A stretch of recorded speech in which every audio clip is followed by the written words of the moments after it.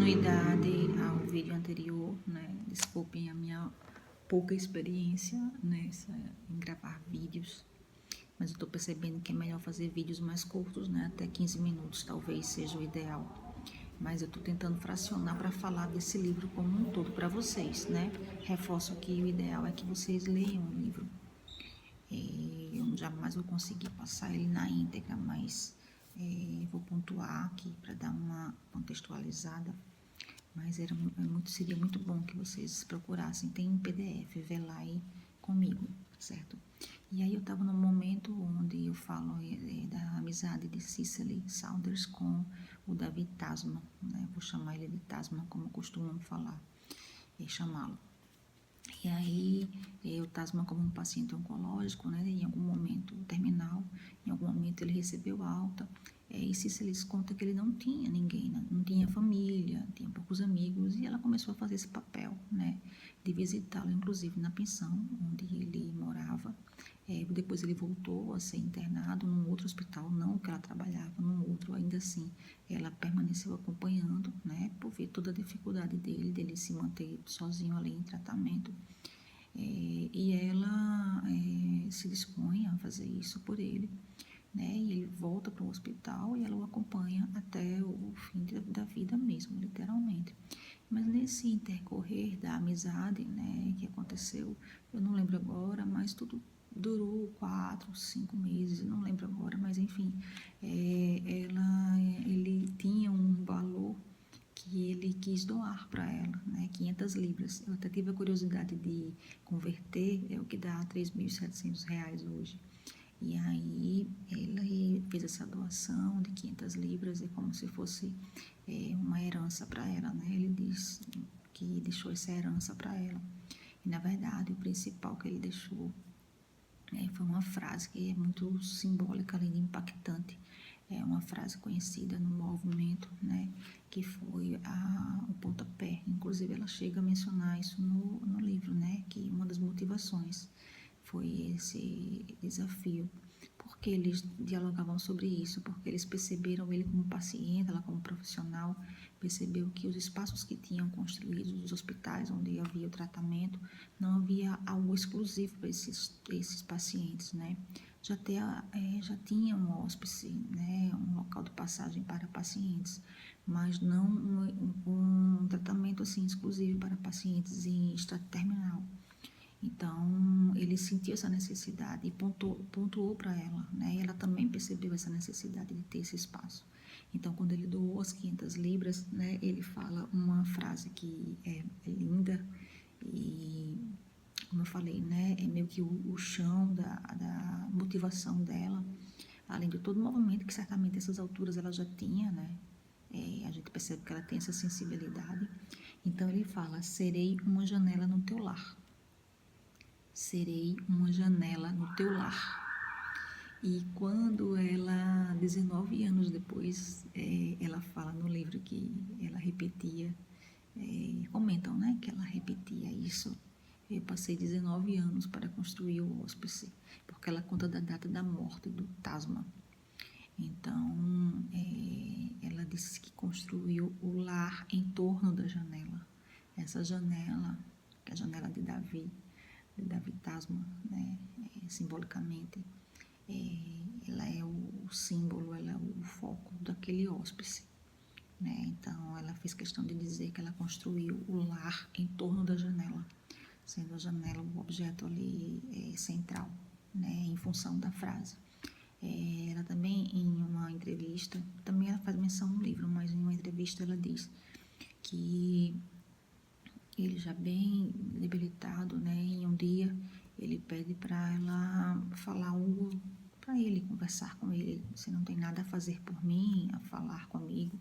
E ela já cristã, né, também tem essa parte aí, esse ponto que depois eu vou explorar mais. Ela se converteu, ela é cristã, e o livro, por sinal, esse livro Vê Lá Comigo, ele tem esse pano de fundo, na verdade é um ponto central, apesar de que a abordagem do cuidados paliativos, ainda que ela não seja religiosa, né, não tem esse cunho religioso, mas ela considera a dimensão espiritual. E o livro em si, ele traz o tempo todo essa ênfase, né, na questão não da religiosidade, né, mas ela aponta para o cristianismo em função dela ter sido convertida. E aí, nesse momento que ele fala, o Tasman pede a ela para ela falar alguma coisa para ele ali incomodado com o fim de vida, até com a ociosidade mesmo, né? Aí ela diz que começa a recitar salmos, né? E recitou um salmo, que agora eu não tenho ele aqui pontuado, mas enfim. E aí ela diz que foi procurar, ela disse, olha, deixa eu procurar aqui na minha bolsa, tem um livro de salmos. Ele disse, não, eu quero apenas o que está, eu quero que você fale apenas o que está na sua mente e no seu coração.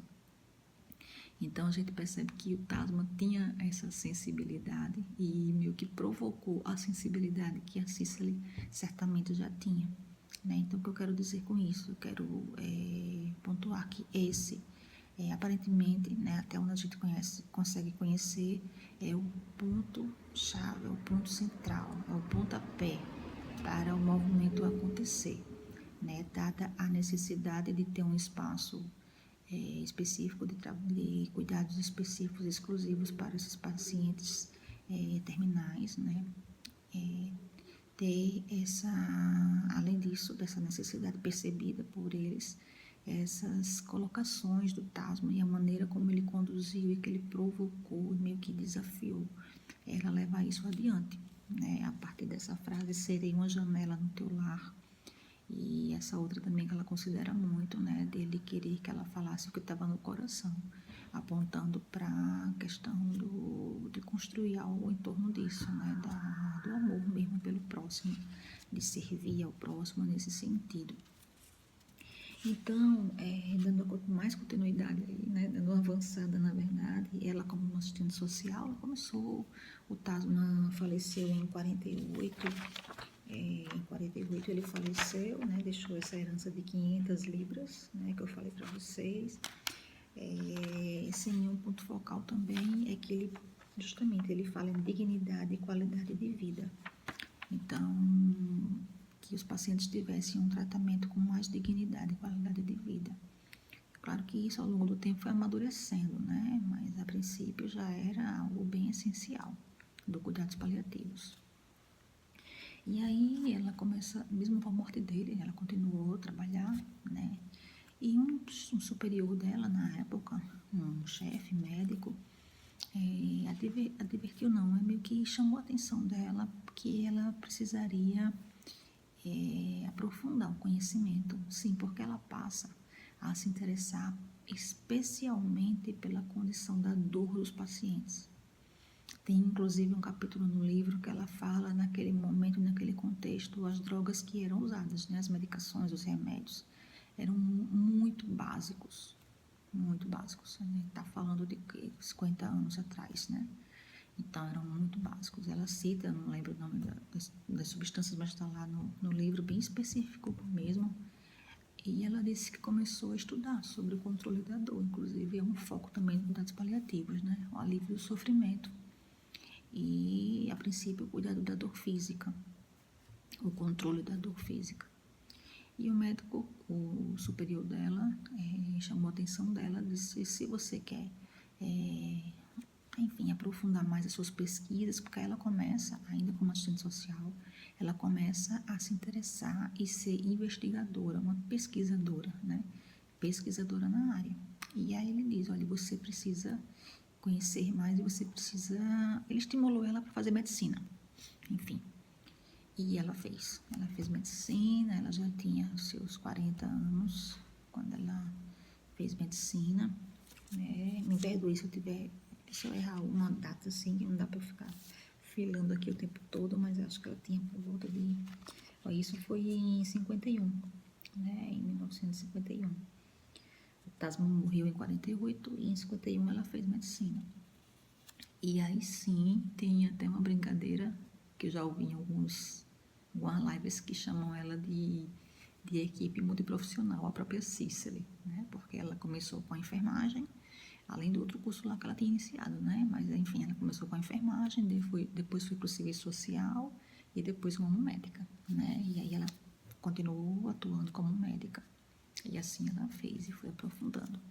E como médica, ela começou justamente a não só acumular experiência, como também disseminar essa experiência pelo mundo. Então as pessoas começaram a conhecer, ela levou isso para os Estados Unidos, foi levando para a Europa, né? E o livro não dá toda a extensão dessa dinâmica, né, que ela disseminou o conhecimento dela, mas a gente vê, né, ela faz menção. E então, tendo que apressar um pouco aí o conteúdo, qual era o foco? Na verdade, o foco era construir o hospice. O hospice, assim, em linhas gerais, ele é um espaço onde as pessoas em estado terminal, né, na evolução terminal da doença, a doença que ameaça a continuidade da vida, é um espaço intermediário, vamos dizer assim. Não sei nem se eu posso usar esse termo, mas enfim, vou chamar de intermediário entre o hospital e a casa.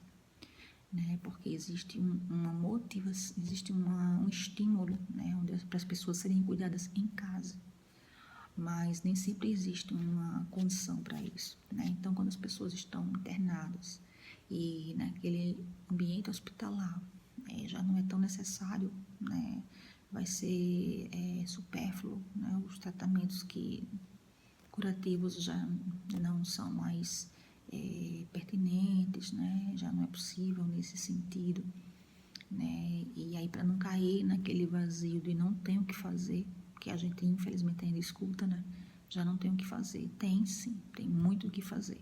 E o cuidados paliativos, ele entra aí. Na verdade, isso é assunto para um outro momento, mas o cuidados paliativos, ele entra a partir do diagnóstico de uma doença que ameaça a continuidade da vida. Ele está muito associado à morte, né, à beira da morte, mas se ele realmente for acontecer como se gostaria que ele acontecesse, ele vai iniciar no momento do diagnóstico de uma doença que ameaça a continuidade da vida, porque ali, diante do diagnóstico, já há um sofrimento, não só físico, porque os sintomas, os sinais já começam a se manifestar, mas também há um sofrimento social, porque as pessoas começam a ser desligadas para trabalhar, né, perderem seus papéis sociais ali, saírem das suas responsabilidades. Existe o prejuízo, um sofrimento emocional, já, né, de todo uma dificuldade de lidar com o próprio diagnóstico. Existe, inclusive, espiritual, né? Diante do diagnóstico, as pessoas, vamos supor que tem uma fé e perde a fé pode ser ameaçada. Então, o cuidado paliativo, ele precisa chegar nesse momento já precocemente, né? Ele não infelizmente, existe um preconceito, é uma falta de conhecimento, na verdade, mas ele deveria estar diante do diagnóstico. Mas, para eu não perder aqui o fio da meada, é muita coisa para falar. Continuando com o livro, lembrando, fazendo um destaque aí, um adendo. Esse livro, na verdade, o que aconteceu? Ela tinha tanta coisa acumulada, tanto conteúdo acumulado, que em um determinado momento, uma conferência, salvo engano, foi em 2000 essa conferência, 2003, depois eu vou aprender a fazer um material, uns slides para mandar, para colocar também, para postar. Então, chegou um determinado momento que ela, nessa conferência, ela conversa com um amigo, que é esse que ajudou ela a escrever, né, a editar esse livro. Ela pergunta se aquilo não poderia ser publicado.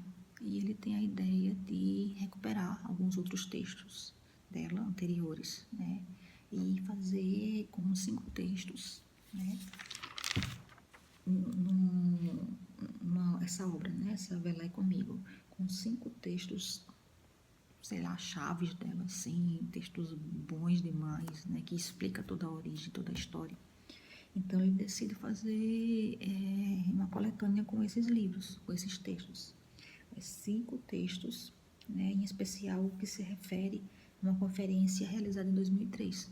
Né, foi quando ela o procurou e ele teve essa ideia. E aí os livros se dividem nesses 5 capítulos, né, cada um com seus nomes, tem textos de 1965 até esse de 2003. Então, para vocês terem noção, então, do que é esse livro. Acho que eu vou precisar gravar um outro vídeo.